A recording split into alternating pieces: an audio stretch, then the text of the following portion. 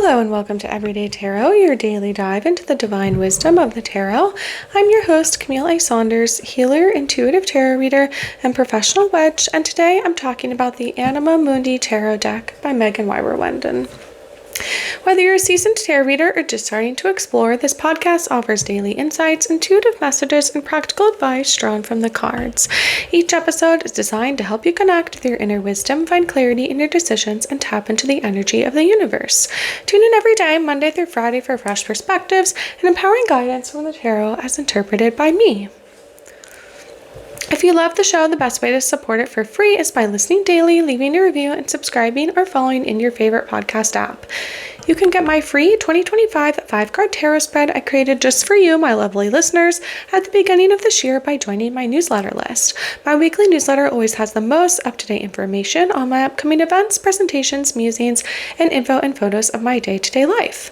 I am looking for 1 to 2 more guests to be on my podcast before the end of 2025, so if you're interested or know someone that might be a good fit or that you would love to hear more about their tarot journey on the podcast, please fill out my form to be a guest on the podcast, or you can email me, me@camilleasaunders.com, with contact info or someone that you might be interested in hearing from, and I'll reach out to them.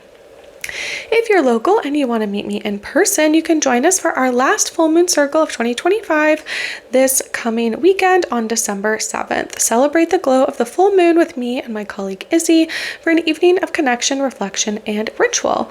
We meet at Thresholds Collective in Tacoma the first Sunday of the month to welcome in the full moon together. So tickets for our December 7th event are up now. We still have slots available, so we would love to see you there.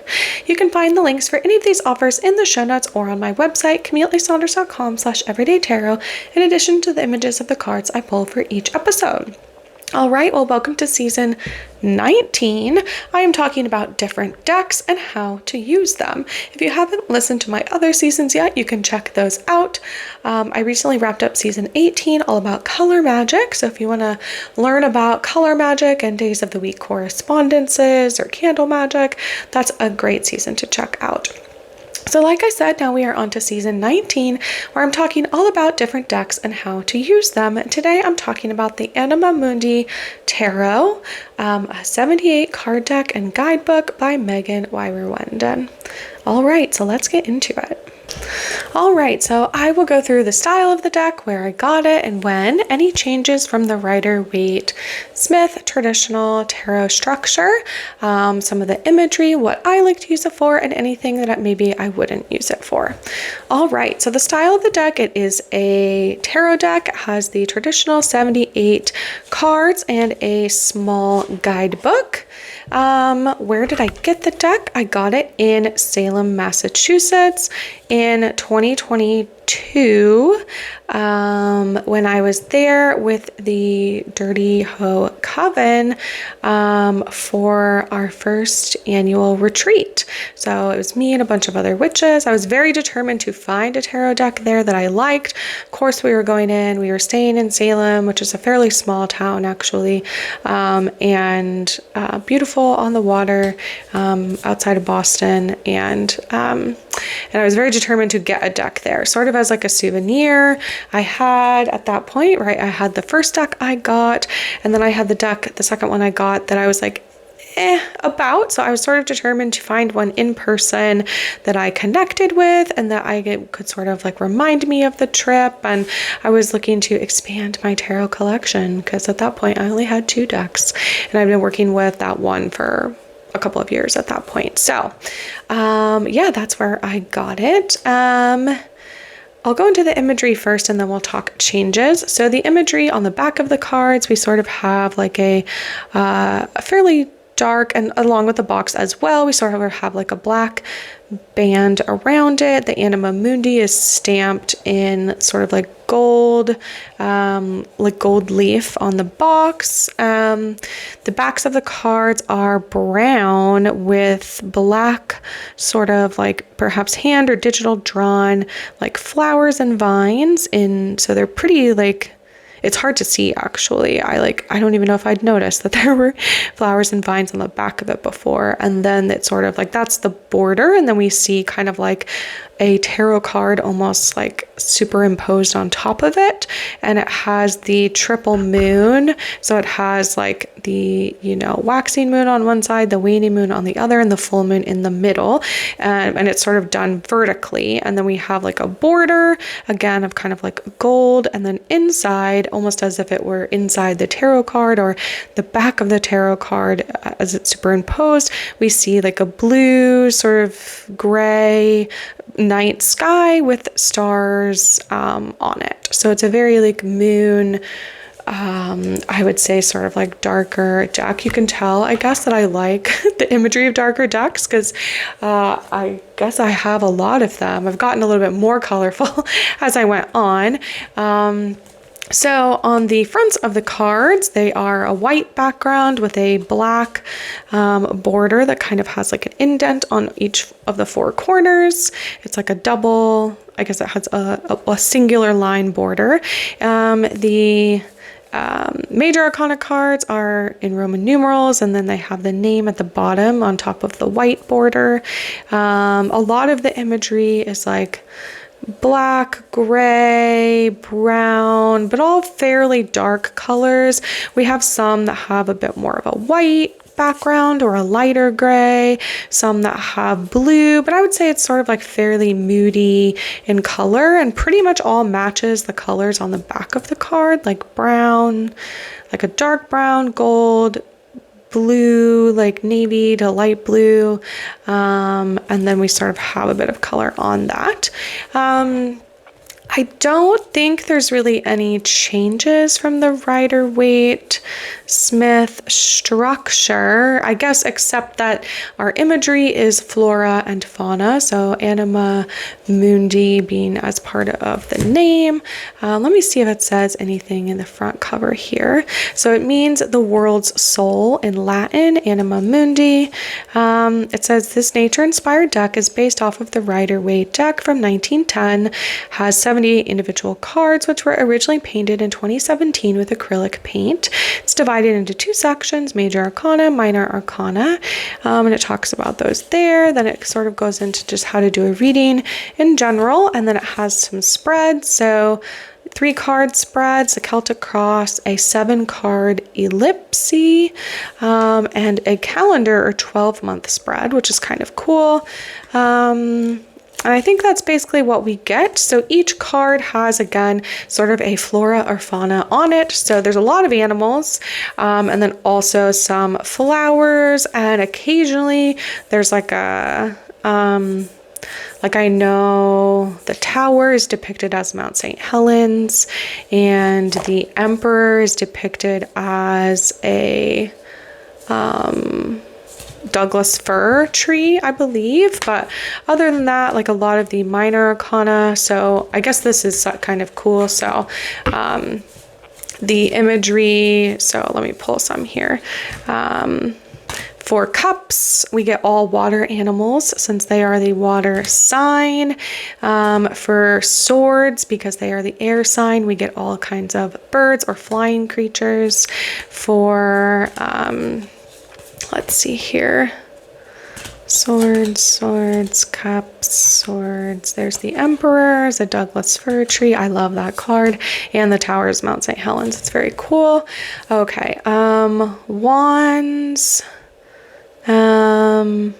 I would say it's somewhat traditional, sort of the like nature branches with flowers on it kind of thing. A bit more like natural, I guess, than some wands are depicted as more of just like a stick. These look like they could be alive a lot of the time. I'm still looking here for some of the other suits. Wands here. Pentacles are, so here the Queen of Pentacles is like a doe, like a deer. Let me find one more Pentacles and see if I understand the theme there. Pentacles, come on. The Devil on this one is like a human, which is very striking. Like, I don't like it. I mean, I guess like I look at the image and I'm like, ooh, because it's like a human curled up, they're naked and they're like bound in chains, sort of. We sort of just see chains attached to them. Yeah, I guess the Pentacles are sort of like land-based creatures. So we have here, like we had a deer, here we have a raccoon. And then, like I said, yeah, the Cups are all water creatures. So like the 7 has jellyfish. The King of Pentacles is a grizzly bear. So kind of like the king of, right, the land animals. The King of Cups is an orca whale. So again, kind of like the king of the ocean. So we have like a fairly good, you know, a cohesive theme there. But again, I don't think any of the major arcana cards are like the names are swapped or anything. I do like in here, so it gives you the common name of the animal or like the flora and fauna that it depicts. So like the chariot, it says ram, and then it also says it in Latin, so Ovis Aries, which for some things, you know, is slightly more important than others to be able to sort of like suss it out.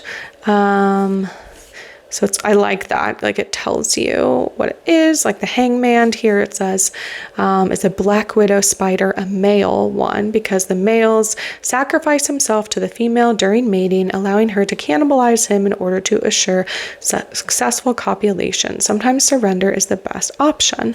So, right, it kind of goes into that. It has a snake as the death card, sort of the skin shedding aspect of it. So, yeah, I really like it. So what I like to use it for, and then I guess I'll go through anything I don't like to use it for, wouldn't.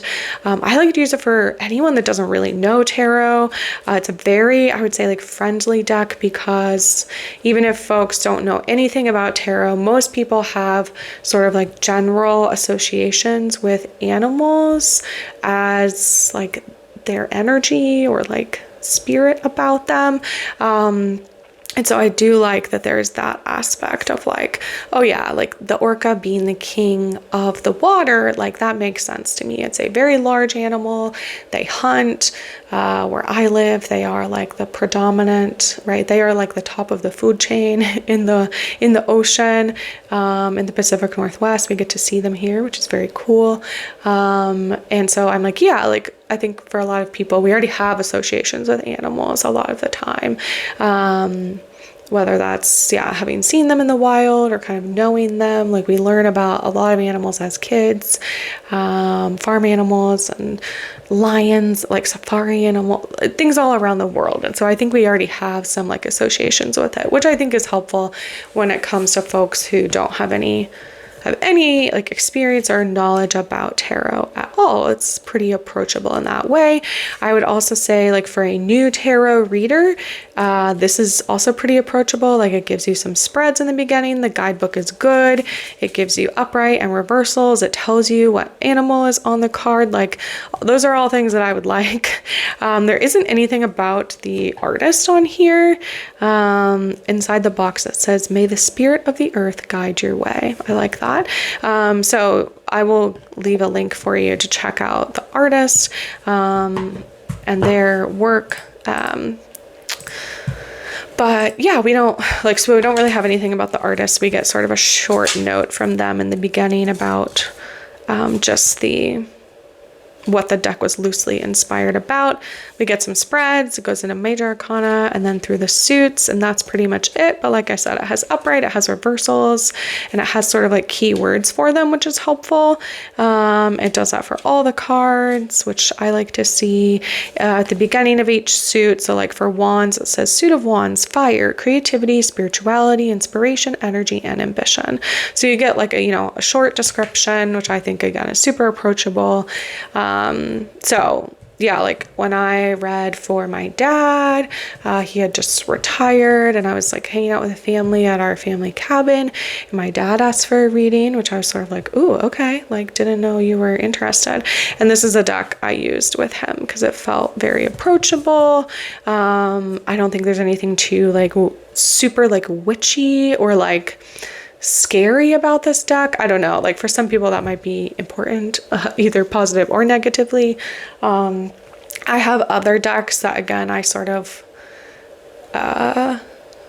maybe I have an intuition about like who would be a good fit or what they're asking about to use them for, but this one just feels very approachable. So I guess anything I wouldn't use it for, I guess like it doesn't really have people in it. So if there was someone that was wanting, either was asking a question about like specific things having to do with people, or kind of like wanted imagery that maybe reflected them, or that kind of thing, like, you know, it wouldn't necessarily be good for that, but I think this is a pretty versatile deck. It's not maybe like my usual first choice, but I really like it. And again, it was my third deck. It was a nice addition to my collection. So I had the kind of Rider-Waite-Smith one. I had with a Sassorabito tarot. I had one that was sort of botanical, and then this one had like a lot of animals on it. So it felt like, okay, those are all very different. And this is like a well-used deck as well for me. Like it's very well broken in, but everything's holding up. The box is still good. The cards look great. They're gold gilded.